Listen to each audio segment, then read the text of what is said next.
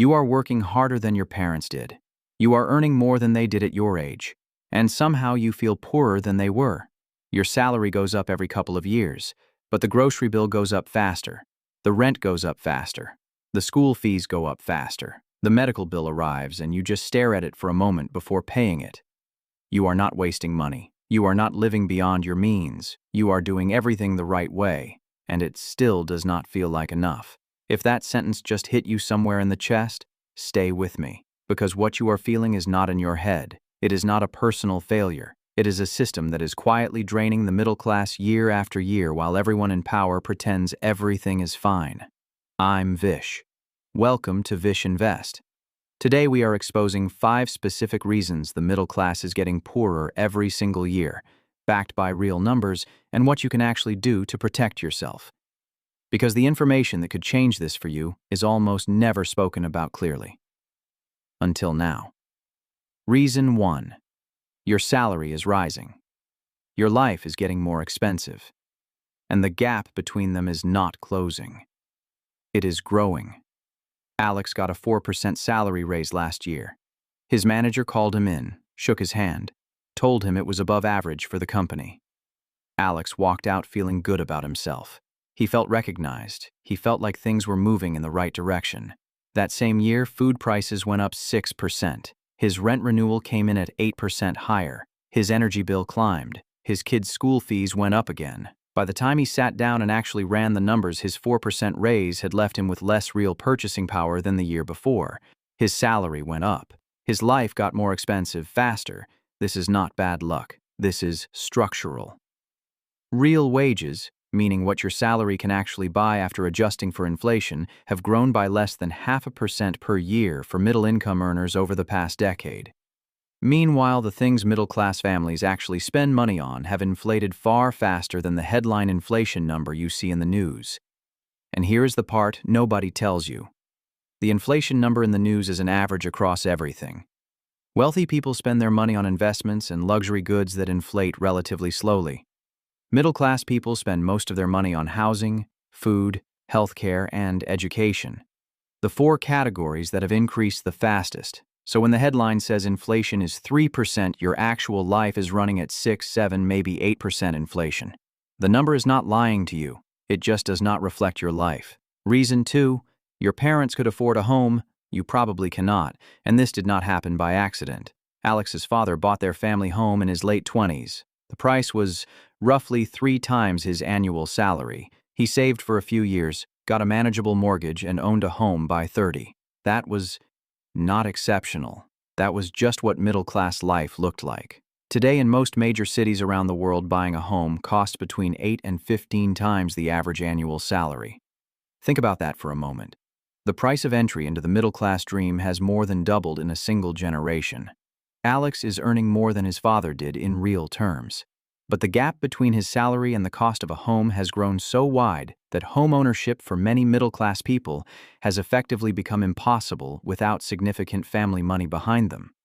This happened because housing stopped being treated as somewhere to live and started being treated as an investment asset. Institutional investors, property funds, and wealthy individuals started buying residential properties not to live in them but to hold them, rent them out, and watch them appreciate. When investment money floods into housing, prices go up. When prices go up, ordinary people cannot buy. When they cannot buy, they rent. When more people rent, landlords can charge more. The middle class gets squeezed on both sides, priced out of buying and paying more to rent at the same time. The generation that could afford homes built wealth through property appreciation. The generation locked out of buying is paying that wealth directly to landlords every single month. This is one of the most significant transfers of wealth from the middle class to the wealthy happening right now in real time. Reason 3. The tax system charges you more for working than it charges wealthy people for owning. And almost nobody talks about it. This one sounds like a conspiracy theory the first time you hear it. It is not. It is literally written into the law. Alex goes to work every day. Before he sees a single rupee or dollar of his salary, the government takes its share. His effective tax rate on his earned income might sit anywhere between 25 and 35% depending on where he lives. This is the price of working for a living. His wealthy neighbor earns most of his income from investments. Dividends from his stock portfolio, rent from his properties, profits from selling assets that went up in value. In most countries, the tax rate on that kind of income is significantly lower than the tax rate on a salary. In the United States right now, the top rate on regular employment income is 37%. The top rate on long-term investment gains is just 20%. Nearly half the rate. The message built into the tax code is simple, even if nobody says it out loud. If you earn money by working, you pay more. If you earn money by owning things, you pay less. The middle class earns almost entirely through work. The wealthy earn primarily through ownership. Every year, the tax system quietly redistributes wealth upward, not through corruption, not through conspiracy, through the rules everyone agreed to follow and almost nobody questions. Reason 4. When the economy crashes, you lose your job. When it recovers, the wealthy get richer. The middle class absorbs the pain and misses the gain. Cast your mind back to 2008. Companies froze salaries, people lost jobs, pension funds dropped. It took years just to get back to where things were. Then, 2020, same story. Job losses, salary cuts, reduced hours, businesses closing, real human suffering for millions of middle-class families around the world. Now here is what happened after both of those crashes. The stock market recovered. Then it did not just recover, it went to record highs. But here is the brutal reality. The top 10% of households own roughly 93% of all stocks. So when markets crash, middle-class people lose jobs and income. When markets recover, wealthy people's portfolios hit new records. The middle class absorbs the downside of every crash and captures almost none of the upside of every recovery. The Federal Reserve reported in late 2025 that the net worth of America's top 1% hit a record 32% of all wealth in the country. The bottom 50% combined hold just 2.5%. These are not old numbers, these are current. And the gap keeps widening after every single crisis, not despite the crisis, but because of it. The portion of economic output going to workers as wages fell to its lowest level in 75 years of recorded history in 2025. The economy kept growing, workers kept producing more. They just stopped getting their share of it. That share went somewhere. It went up. Reason 5. Every time your salary goes up, the system encourages you to immediately spend more. And most people do without ever realizing it. This one is different because this one is partly within your control. 3 years ago, Alex got a meaningful salary raise. He moved to a slightly nicer apartment because he felt he had earned it. He upgraded his car, he subscribed to a few more services, he started eating out a little more regularly, he bought a better phone. None of these individual decisions were reckless. Each one felt like a completely reasonable reward for years of hard work. But together they meant that his expenses grew at almost exactly the same rate as his income. His quality of life improved slightly. His financial security did not move at all. His salary went up. His savings rate stayed flat. He was running on a treadmill that kept getting faster without ever going anywhere. This is lifestyle inflation. And the reason it hits the middle class harder than anyone else is this. Wealthy people earn money through assets that keep growing whether they spend more or not. A stock portfolio pays dividends regardless of what car Alex drives. Alex's salary stops completely the moment he loses his job. The middle class has almost no financial cushion.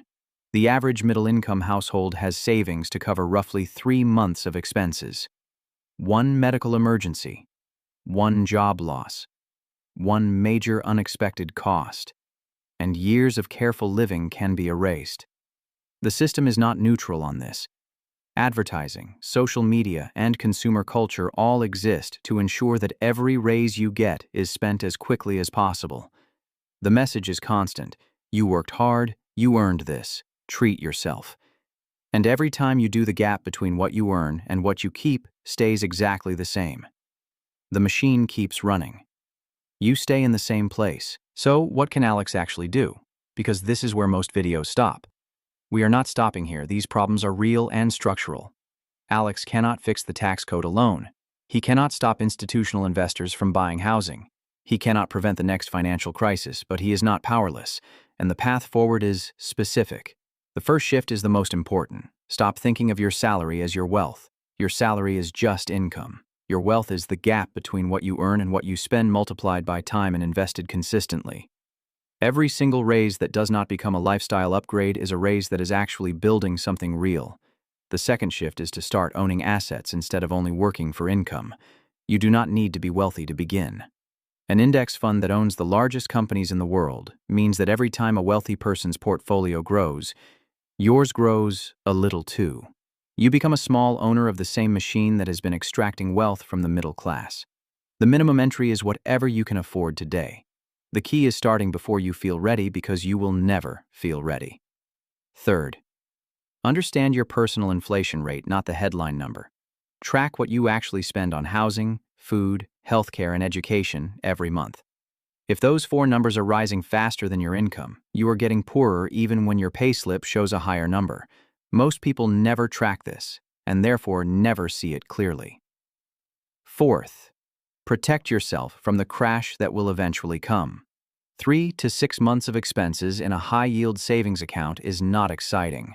It will not make you rich, but it is the difference between a financial crisis being a catastrophe that sets you back years or a difficult few months that you survive intact. The middle class is most vulnerable at the bottom of every crash. A real emergency fund is your single best defense against becoming a casualty of the next one. The middle class is being squeezed by forces that are structural, deliberate, and almost never honestly discussed. You are not imagining it. Your parents had it easier than you do right now, and that is a real, documented fact, not a feeling.